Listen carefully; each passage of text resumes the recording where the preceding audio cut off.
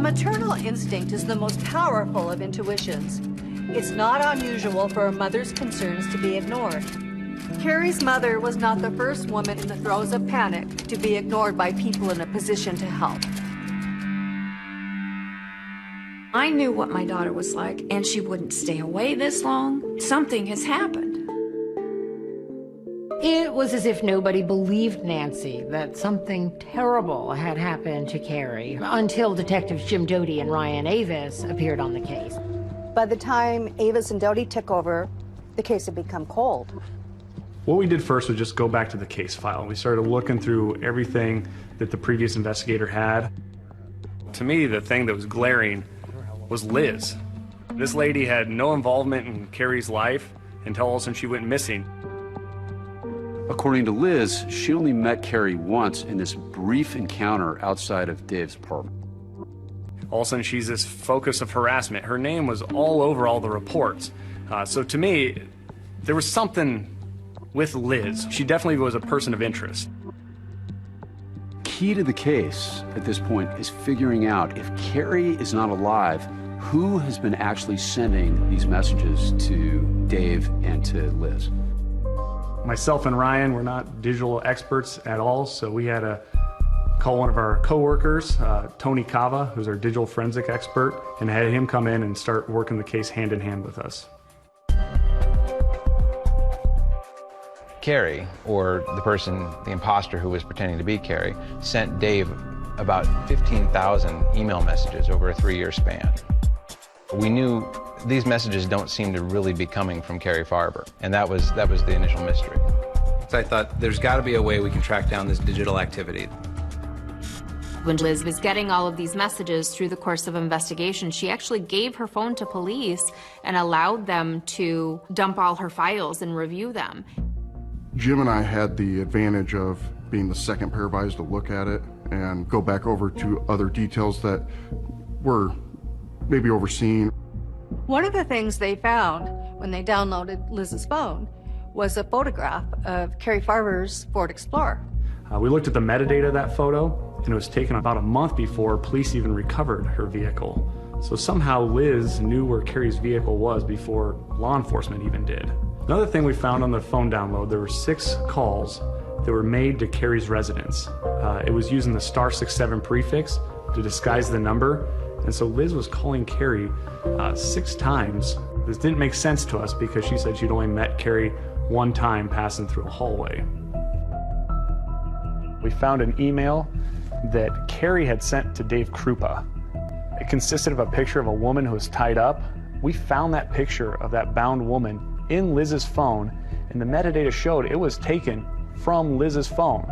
They realized that Liz had put duct tape on her own mouth, had tied up her own hands, and crawled into the trunk of a car.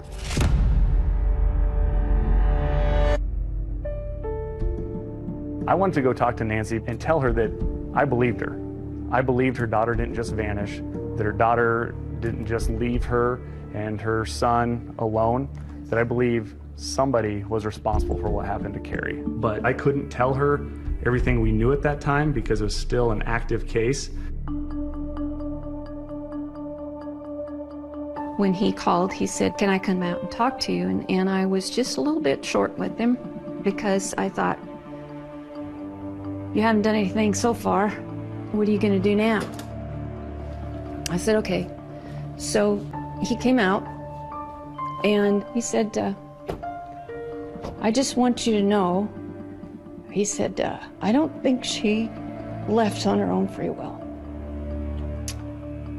And that was the first time anybody in his authority position had told me that.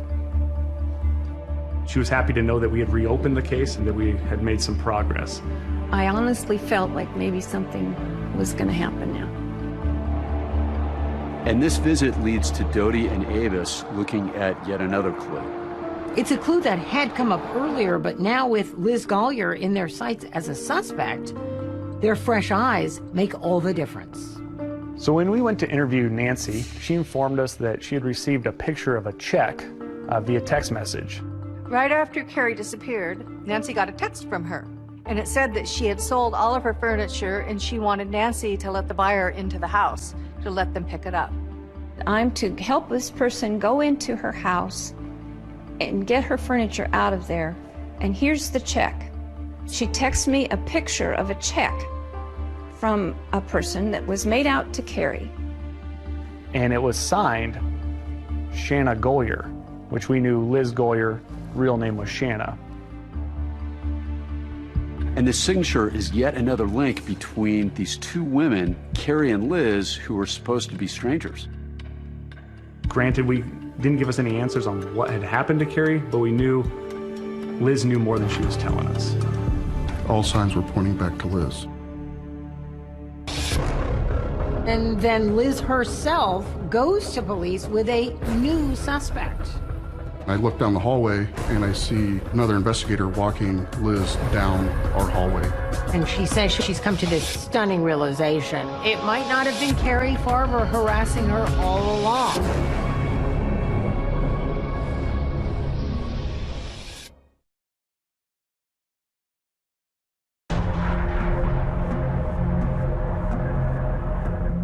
Police have been taking a close look at Liz Golyer. All of the investigating they had done was leading them to the idea that Carrie Farver was dead and Liz had been impersonating her this entire time. Looking at Liz's phone download, we had the picture of Carrie's vehicle. We had the *67 phone calls that Liz had placed to Carrie's home phone number. And there's one more piece of evidence, that mystery fingerprint left in Carrie's car. But so far, police can't find a match in their database. One of the things we did when we took the case is we had that fingerprint compared to Liz's fingerprints, and it was a match. Doty delivered startling news to Dave Krupa. He told him that they suspected that Liz Golyer was pretending to be Carrie. Police had come to me and said, Liz is the culprit. But I still hadn't seen any evidence myself. So I was either trying to ignore the whole thing or trying to understand how this person I spent so much time with could be this other person I didn't know. He never questioned his stalker's identity. She said she was Carrie, so who else could it be? Dave would receive messages from Carrie while he and Liz were together. So Dave thought, how could Liz be the stalker? Meanwhile, police can't prove that Liz murdered Carrie, and there still isn't enough for an arrest. At this point, police get a lucky break. In December of 2015, Liz Golyer walked into the Pottawatomie County Sheriff's Office. I look down the hallway and I see another investigator walking Liz down our hallway and into his office. So I eavesdrop a little bit. I hear Liz telling the other investigator something about a harassment report. Liz leaves and Detective Avis sees an opening. Liz Golyer coming to us and wanting to talk about something was a huge moment and an opportunity that we could not miss. Within 30 minutes of Liz leaving our office, I hop in my truck and I drove to her house in Council Bluffs and just knocked on the door. She opened the door and I told her I was an investigator with the sheriff's office and I had heard she had stopped in. Hi, was it Shannon? Yeah, or Liz. And I told her that I didn't have a heavy caseload at the time and I'd be more than happy to help her with whatever report that she had tried to file. She let me come in, we sat down and talked. My sergeant you had just talked to, and he said that you were trying to file harassment. Yeah, a harassment. The reports have been made against Carrie Favor. Carrie Favor? Yes, F-A-R-E-R. I knew who Carrie was, obviously, and I just played dumb. I wanted her to think that I had no clue of what she was talking about, just to lower her guard. She used to date my boyfriend, only for about 2 weeks. Liz tells Avis she's come to this stunning realization. It might not have been Carrie Farver harassing her all along. I'm not really sure if it really is Carrie Favor. She believed that it hadn't been Carrie who was stalking Dave all this time after all. In fact, she believed it was Amy Flora, Dave's ex. Amy Flora is Dave Krupa's ex-girlfriend and also the mother of his children. All these years, Liz thought she had been harassed by Carrie, but now she thought maybe it was actually Amy this whole time pretending to be Carrie, and that would make more sense, right? They only dated for 2 weeks, and I don't understand why a person would still be stalking him almost 3 years later. It's getting ridiculous. She keeps stalking me on Facebook. So Amy still would like to be with Dave? I'm guessing. I don't know. Okay. I have no clue. I just want her to leave me alone. I then request, hey, could I do a download of your phone to extract those messages? We have a machine that'll plug in your phone. Sign right there. You're giving me consent to retrieve information. In that moment, I was so giddy, I can't believe I'm going to download her phone and she's just going to hand it over to me. When Liz's phone was downloaded in 2013, Liz was a victim, reporting a stalker. So only the current information was downloaded. Now, however, she was a suspect, and she was unaware that detectives have the ability to download everything on the phone, even things she thought she had deleted. I ran it straight to Tony Cava. Tony Cava, who is the forensic digital expert, is going to actually start examining her phone. But in the meantime, there is an even more pressing concern. Dave Krupa's gun is missing. I purchased a pistol for self-protection in case Carrie would come in the house with ill intent towards me or my children. Dave came home one evening and noticed something was amiss. The box that I kept the weapon in, it's been moved. So my stomach drops. I'm just, oh no. I open the box, the weapon is missing. So I immediately call the police and tell them I have a firearm stolen. Liz had mentioned the missing gun to Detective Avis. She implied that Amy Flora was the thief. Do you know what kind of gun it was? A 9mm. 9mm? I know it was a Smith & Wesson only because I seen the box. This isn't good. So now this person is armed. They've already proven to be dangerous. So it was a heart-stopping moment. The missing gun. On December 5th, 2015. There was a lot of blood, and she was rushed.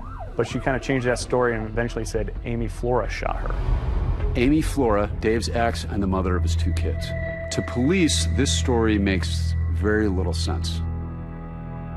When I learned that Liz Gollier had been shot out here, I found it highly suspicious that the day before, she felt the need to tell me that Dave Krupa's gun had been stolen too.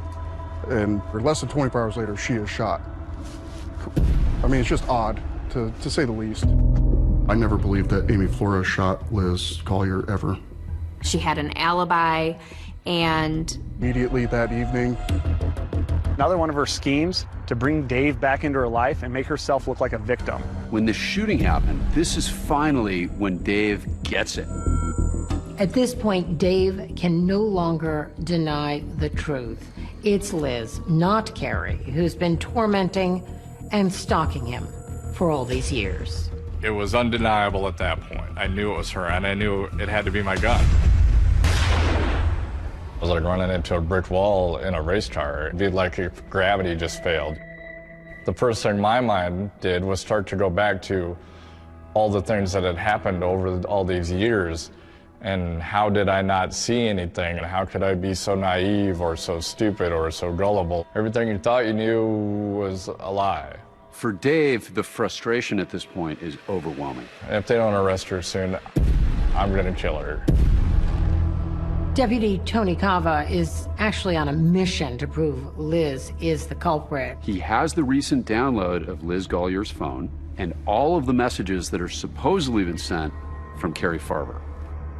He's spending hours of his own free time, more than 3,000 hours, trying to decipher where those messages actually came from. Liz signed up for upwards of 20 or 30 fake addresses that say they're Carrie Farber, and they're different variations on Carrie's name or even her real email address. Some of the very first ones came from carriefarber@gmail.com. I mean, they would, if you didn't look very closely and you received this message, you would think it was from the real Carrie Farber.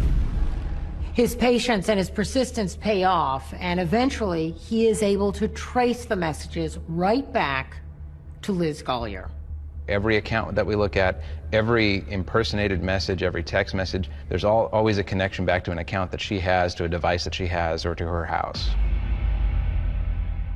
Kava also discovered that part of her ruse, Liz was using an app which actually allowed her to send messages and receive them at a later time. She was able to send messages pretending to be Carrie, and they would arrive while she was sitting on the couch next to Dave. From Dave's point of view, Liz couldn't have sent it because she was sitting next to him the whole time. It gave a perfect alibi to Liz. This must have taken Liz 40 hours a week, 50 hours a week. This seemed to be a full-time occupation for her, trying to stalk people and send them messages. For Doty and Avis, the mission at this point is to get more evidence to speed up the investigation. We brought her in for an interview about 2 weeks after she was shot. Doty tells her he's working on a missing person case. They're trying to find Carrie Farver. The case is regarding Carrie Farver. Are you familiar with her? Barely even know her. Yeah. I ran into her one time. Okay. Just bypassing her, going into Dave's apartment to pick up my stuff. We developed a bit of a ruse that we were going to employ on Liz. We were going to tell her that we had found remains that we believed were Carrie. We had a pretty significant break in the case. Okay. There have been some remains that have been located. Okay. The initial indication is that these remains are Carrie. Okay. Is there anyone that you think would want to hurt Carrie? I didn't know her long enough to know if anybody wanted to hurt her. Liz then again shifts the blame away from Carrie Farver towards Amy Flora. She was with him for 12 years, and she still goes in and out of his life all the time. So. Yeah. So you think she could have been the person that did some of that stuff to you? I'm just saying, as another person who would be possessive of Dave, it would be her. When I'm sitting across from Liz, I knew most likely she was a murderer. Even though she didn't look intimidating, that was always in the back of my mind. I knew that she was responsible for whatever happened to Carrie. And I knew in order for us to solve this, she was gonna have to believe that I genuinely thought Amy was responsible for all of it. In my head, I'm thinking if she was bold enough to go and shoot you, okay, she could easily be bold enough to have done something to Carrie. And that's where Detective Doty tells her that he needs her help to get Amy to confess to Carrie's murder. We told Liz, if you get any type of messages from Amy to have anything to do with what happened to Carrie, to let us know. That's like gold to me if we had something like that, because then we could start building a case. We knew she'd give us that information because she wants to see Amy out of the picture. She wants to see Amy in jail. Police are hoping Liz will incriminate herself, give up details about the murder, and possibly lead them to the body. This is a genius move by the police. The question is it going to work? All right, thank you much. I appreciate it. You're welcome.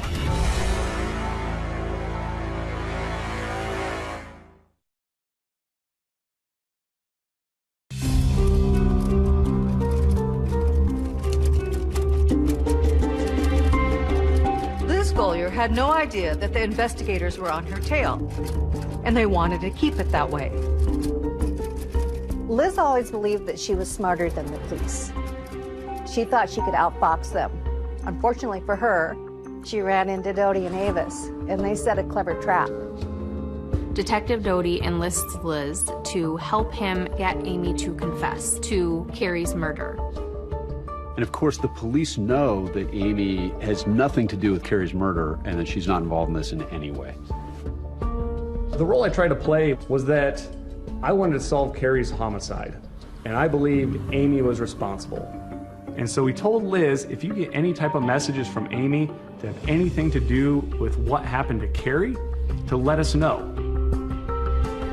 It took just a few days for Liz to play right into their hand. We started receiving messages that she said were from Amy, where Amy confesses to shooting Liz at Big Lake Park. The emails said, "I shot you, Liz, to make sure Dave stayed away from you. I got rid of the gun." But what Detective Doty really needs are the details about the final moments of Carrie Farver's life. And he explains this in a phone call to Liz. See if you could kind of push her for some more info on the Carrie thing, what she did to Carrie and so forth like that. That would help our case immensely if it was more specific. So you guys want me to try and email her back? I'm leaving that in your court, Liz. I mean, if that's something you would feel okay doing, that'd be really helpful for us. Just a few days later, Liz forwards a new email. This one she also says is from Amy, and it's got details about Carrie's murder.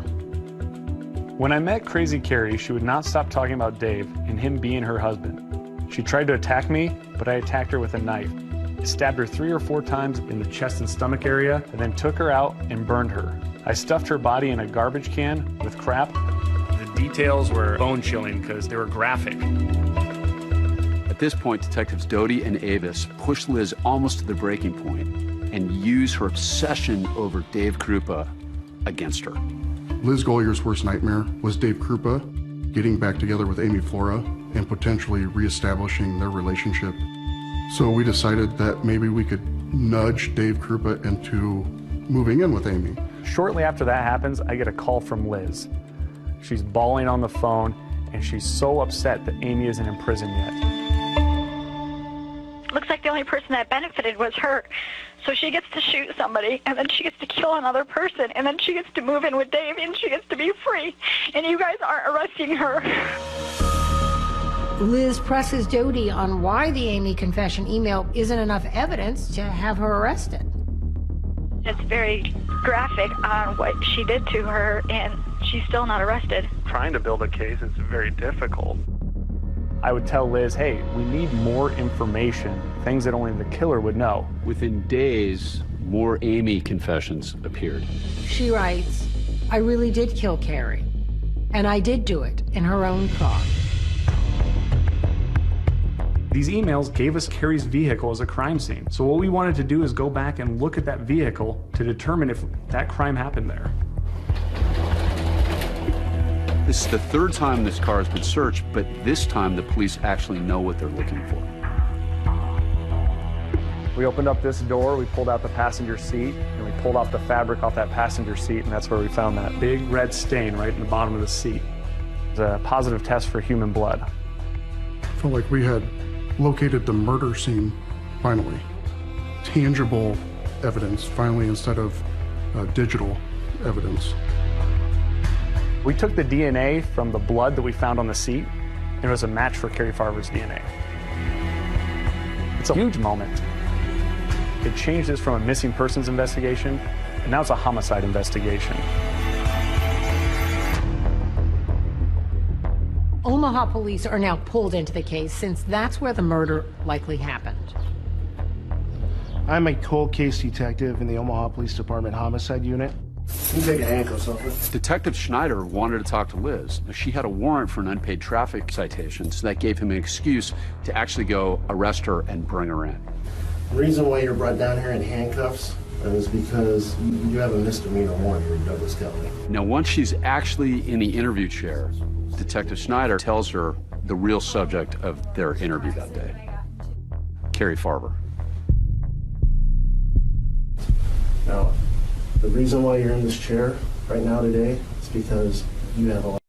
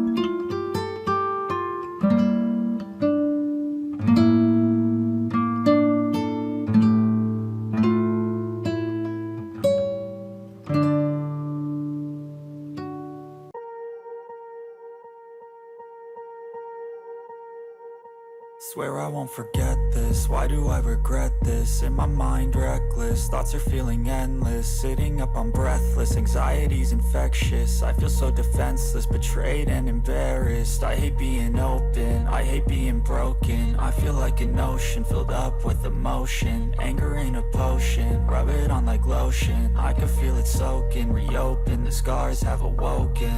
I can't move on till I let go. I feel so lost, never at home. Need to be strong, every breath hold. Cause I can't move on till I let go. I can't move on till I let go. I feel so lost, never at home. Need to be strong, every breath hold. Cause I can't move on till I let go.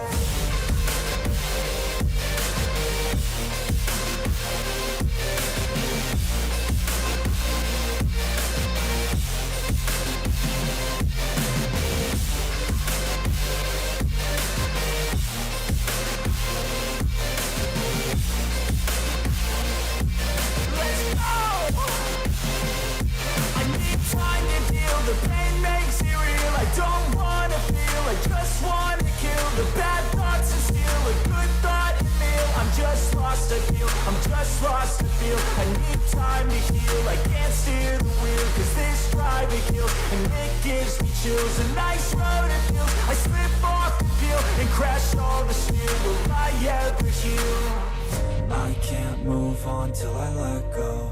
I feel so lost, never at home.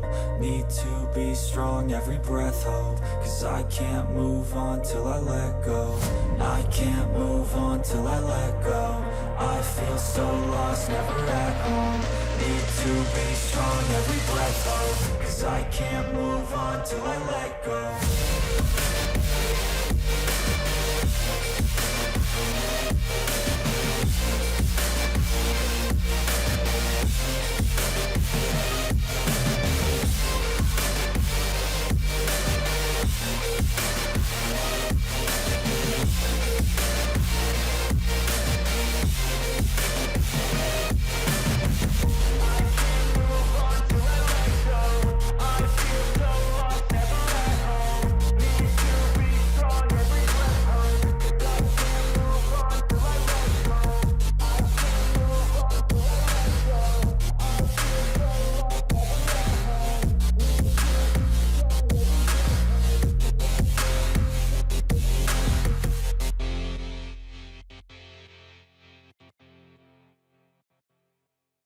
Questions that you need to answer for me. Her phone was at your house right after she disappeared. And I want to ask you how you can explain that to me, please. She's never been to my house. Your fingerprints are inside her vehicle. How would your fingerprints be inside her vehicle? I don't know, because I've never been in her car. You drove her car. No, I didn't. I've never been inside her car. I've never even been around her car. Ever. Your fingerprints are in there. No, I haven't. I'm not lying. I've never been around her car. I've never even seen it. She definitely was giving me the old evil eye. She was upset, you could tell, by being confronted. For years and years, people have been sending emails under Carrie's fictitious accounts. The IP addresses show up to whose house? Your house. I haven't had internet at my house. You definitely see a woman who thinks she's smarter than the police, who doesn't recognize that she's in a mousetrap. Are you going to sit in this chair and be remorseful? Or are you going to sit in this chair and be cold-blooded? Because right now, after 4 years, this family's been looking for answers. Detective Schneider then confronts Liz and tells her he knows that she wrote the so-called Amy confession emails. Why would you create all these emails? I haven't created any emails. All these have been coming from your house. And I'm not going to be accused of something that I didn't do.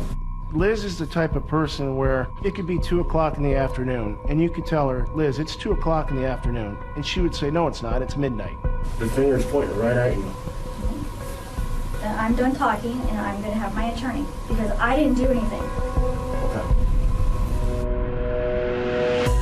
While this interrogation is taking place with Detective Schneider, Detectives Avis and Doty have gotten a search warrant and are conducting a search of Liz's apartment.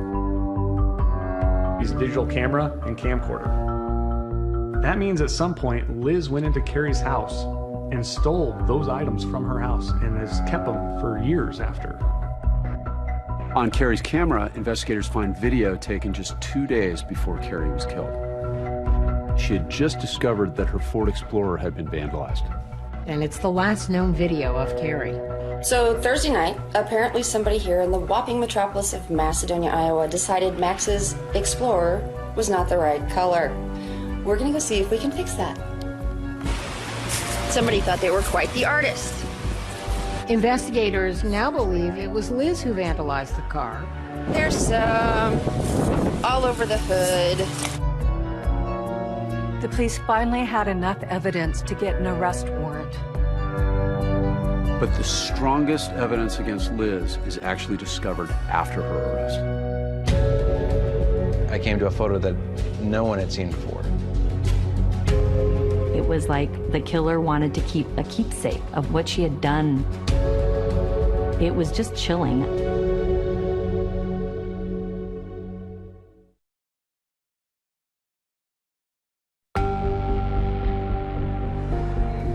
After they arrested Liz Golyer, of course, the next step is the actual preparation of the trial. Douglas County prosecutor Brenda Beadle took on the case.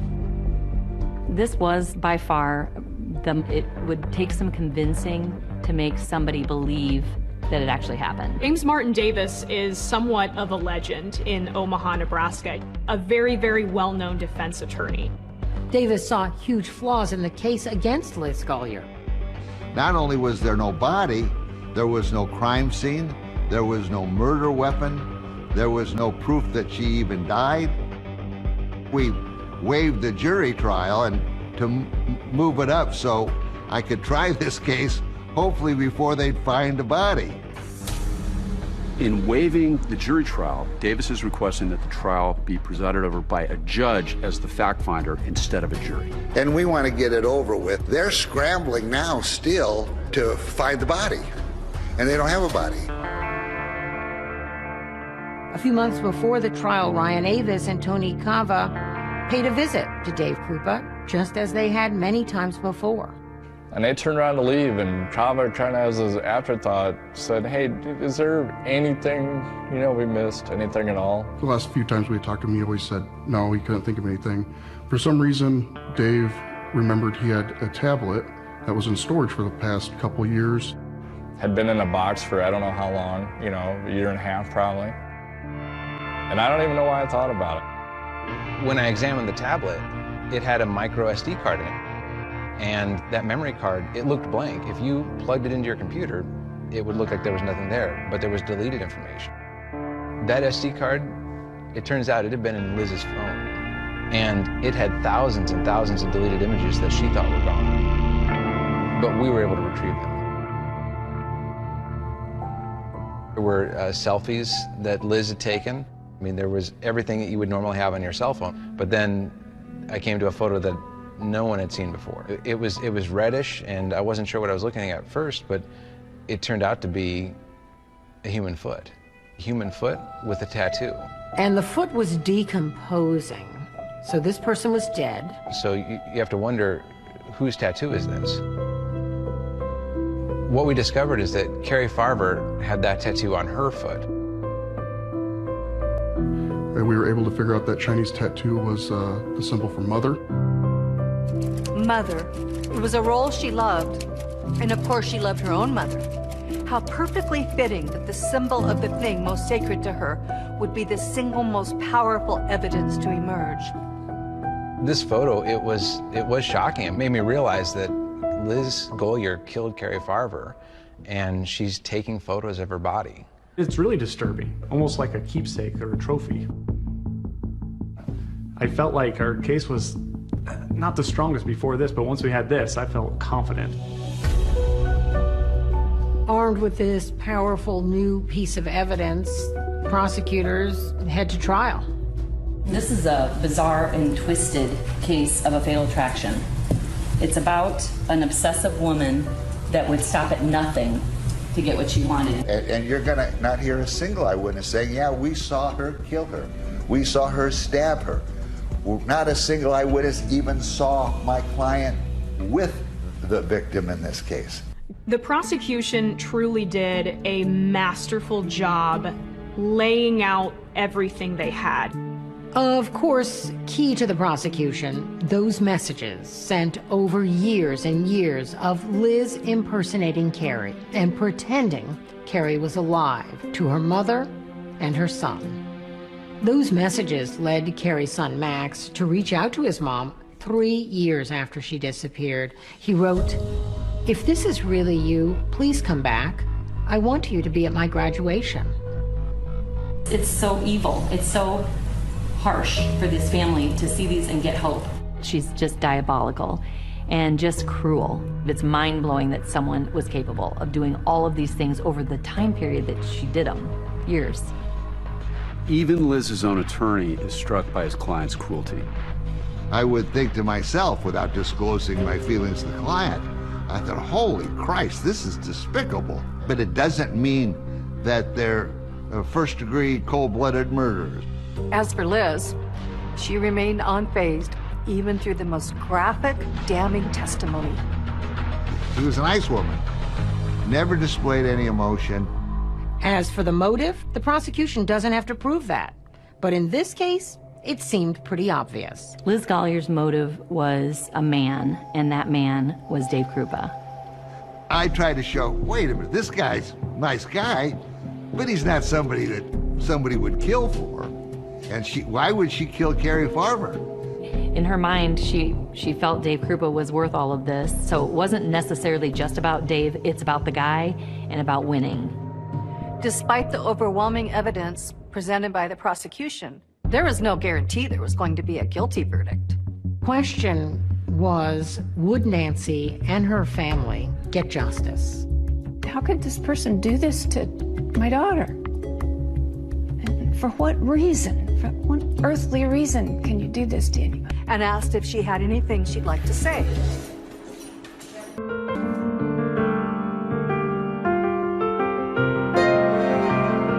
This is one of the few cases that went to trial with no body, no murder weapon, no witnesses. It's a hard case to prove, it's a hard case to make, and it's even harder to get a conviction. But the web Liz Golyer was weaving, well, she got caught in it.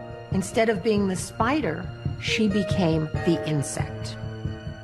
The judge found Liz Golyer guilty of first-degree murder. Carrie Farver did not voluntarily disappear and drop off the face of the earth. Very sadly, she was murdered. Liz was sentenced to life in prison. I'm glad it's over with. And she's can't hurt anybody else anymore. I want Liz to go away and never do this to anybody again.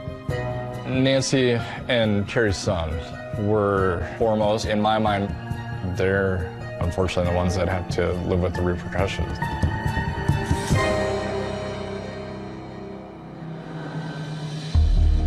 Since 2017, Liz Golyer has been at the Nebraska Correctional Center for Women. ABC News reached out to Liz Golyer for an interview. She declined. But she has exchanged letters with author Leslie Rule. Liz wants out of prison. She's claiming that the real killer is still out there. I will not stop fighting until I am set free and they find the right person. She's a psychopathic, toxic narcissist. It's all about her. As for Dave, the years of being stalked and harassed and fooled by Liz have had a big impact. I'm paranoid as hell. I really am. I don't trust anybody. I really don't.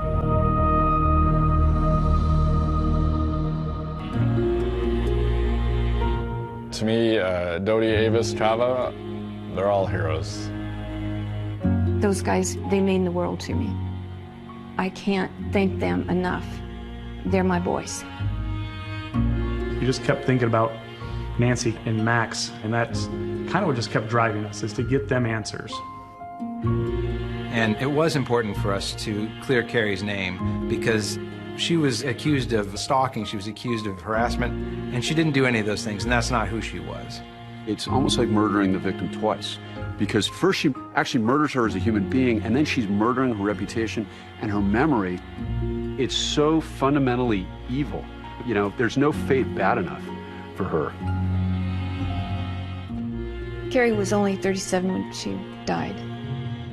I would just want people to remember her as the fun-loving, talented, smart woman that she was. And she loved her son, and she was a tremendous mother, and she was a hard worker. If I could talk to Carrie right now, I'd say I love you. I'm so glad that you were in my life. And I miss you terribly.